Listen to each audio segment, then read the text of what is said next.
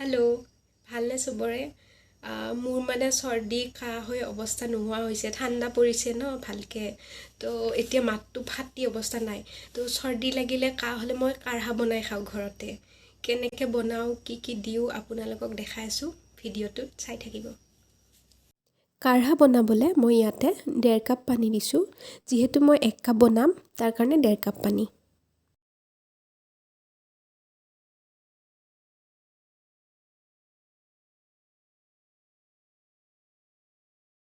ইয়াতে মই দিম তুলসী পাত, তেজপাত, ডালচিনি, সৰু ইলাইচি, ডাঙৰ ইলাইচি আৰু জালুক আৰু লং।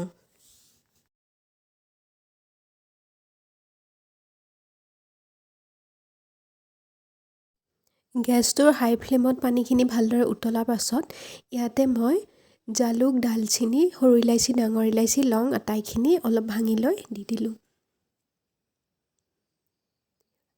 এতিয়া মই দিম তেজপাত আৰু তুলসী পাত। এতিয়া গেছৰ মিডিয়াম ফ্লেমত এইখিনি কিছু সময়ৰ কাৰণে উতলিবলৈ দিম।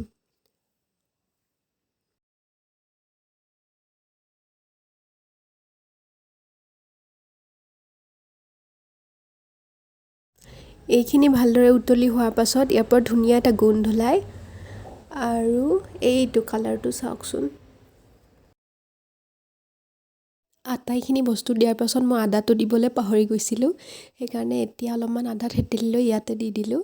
এতিয়া মই আকৌ 2 মিনিটমান টাইমৰ কাৰণে উতলাম আৰু। এয়া চাওক, মোৰ কাঢ়া বনাই হৈ গ'ল। কাঢ়াৰ টেষ্টটো কেনেকুৱা হয় আপোনালোকেতো জানেই, সেইটো কাৰণে মই ইয়াতে যাতে খাব পাৰোঁ অলপমান মৌ দি দিলোঁ। আপোনালোকৰো জ্বৰ চৰ্দি হ'লে এনেকৈ মই বনোৱা নিচিনাকৈ কাঢ়া বনাই খাব, আৰু ভাল পালে মোক থেংক ইউ ক'বলৈ নাপাহৰিব দেই। আৰু এইখিনি মই নেপেলাওঁ, মই ইয়াতে চাহ বনাই খাম। ভিডিঅ'টো চাই কেনেকুৱা পালে কমেণ্ট কৰি জনাব, লাইক কৰিব, শ্বেয়াৰ কৰিব, চেনেলটো ছাবস্ক্ৰাইব কৰি দিব। Thank U.